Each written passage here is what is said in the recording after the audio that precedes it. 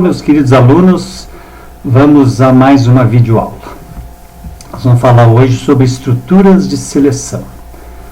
Tá? Nós já vimos em aulas anteriores o conceito de algoritmo, o que era abstração, o que era modelo, algumas formas de representar algoritmos. Nós vimos uma metodologia para desenvolver algoritmos, isso é muito importante. Tá? E dentro dessa metodologia, uma das maneiras de representar algoritmo era através do pseudocódigo. Então, nós vimos que o pseudocódigo tinha uma estrutura. Dentro do pseudocódigo, eu precisava declarar as variáveis. Eu tinha os comandos de atribuição, os comandos de entrada e saída e as expressões aritméticas, relacionais e lógicas. Tá? Retomando, então, um pouco, um algoritmo é uma sequência de ações executáveis que visam obter uma solução para um determinado tipo de problema, ou seja, é uma sequência de passos que eu vou executar para resolver um problema. Tá? Essas ações executáveis, tá, são os passos e também, pela codificação do pseudocódigo, são os comandos. Nós já vimos comandos de declaração de variáveis, tá? Os comandos de entrada, os comandos de saída, tá? As operações aritméticas e o comando de atribuição. Tá? E esses comandos, esses passos, eles seguem um fluxo de execução. Tá? Dentro da programação estruturada, são 3 os possíveis fluxos. Tá? O primeiro deles é uma sequência, ou seja, uma operação, um comando depois do outro. Existe também um fluxo chamado de seleção e outro de repetição. E é exatamente sobre esse tipo de fluxo de seleção que nós vamos ver a aula de hoje. Os nossos algoritmos, até agora, eles têm sido sempre nessa receita aqui. Ó. Eu recebo dados, faço algum cálculo e mostro os resultados. Eu posso receber um ou mais dados, fazer um ou mais cálculos e mostrar um ou mais resultados, mas não tem sido muito diferente isso aí. Então, eu faço uma operação depois da outra. Tá? Por exemplo, nesse algoritmo aqui, ó, eu declaro 4 variáveis, eu leio 3 variáveis, faço uma operação aritmética, faço uma atribuição, tá? E depois escrevo um resultado. Isso que eu tenho. Ele vai fazer um comando depois do outro, ele tem 4 comandos, vai fazer um comando depois do outro. Tá? Terminado o último comando, ele encerra o algoritmo. Tá? Agora, imagine a seguinte situação. Tá? Esse algoritmo aqui, ele calcula a média de um aluno. Ele pega 3 notas, divide por 3, ele faz uma média aritmética. Agora, se eu quiser saber se o aluno está aprovado ou reprovado, tá? Esse algoritmo faz isso para mim? Não. Ele calcula uma nota. Quem vai decidir sou eu, olhando essa nota. Será que o algoritmo não podia fazer isso? Claro que pode. Isso ele vai fazer através de um comando condicional ou de um comando de seleção. No caso, o comando que nós vamos ver é o comando C. Tá? Então, imagine esse algoritmo agora, o mesmo algoritmo anterior, e eu coloco esse comando C. Tá?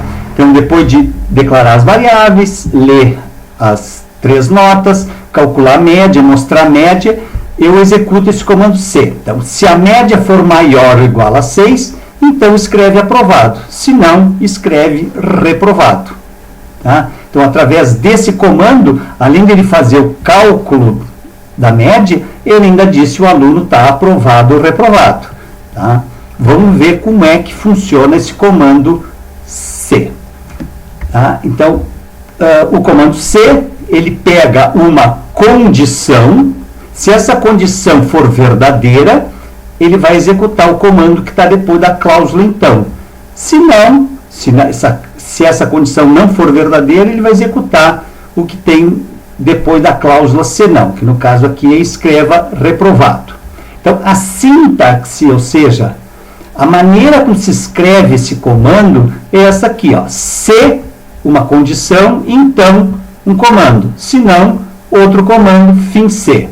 Notem que além do ponto e vírgula, que encerra todos os comandos no pseudocódigo, aqui nesse comando eu ainda tenho essa cláusula fim C, para ficar bem definidinho onde é que termina o comando.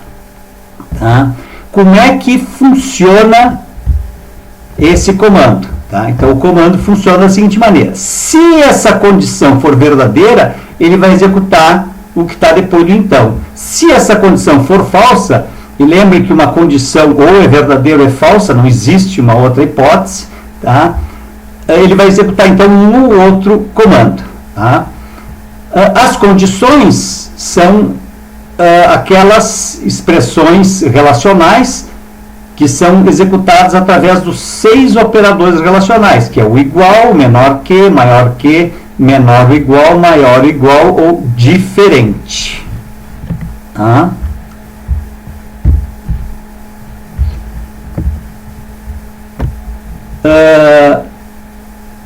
Por exemplo, A igual a B, X maior ou igual a A mais B, são exemplos, então, de expressões relacionais. E o resultado, a resposta de uma expressão relacional sempre vai ser falso ou verdadeiro. Tá? Então, aqui nesse exemplo, a expressão relacional é média maior ou igual a 6. Tá? Se essa condição aqui for verdadeira, ele vai executar o comando que está depois do então. Se não, ele vai executar o comando que está depois do então. Tá?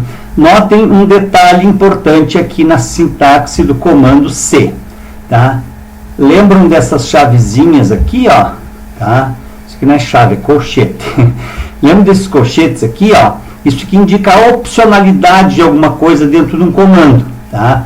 Eu não sou obrigado a colocar a cláusula C no comando, desculpe, a cláusula C não. Eu sou obrigado a colocar o comando, a condição, o então, outro comando e o fim C. Mas essa cláusula aqui é opcional. Eu posso colocar, por exemplo, assim, ó, se A maior que B, então execute um comando e encerra. Ele vai executar o comando seguinte depois.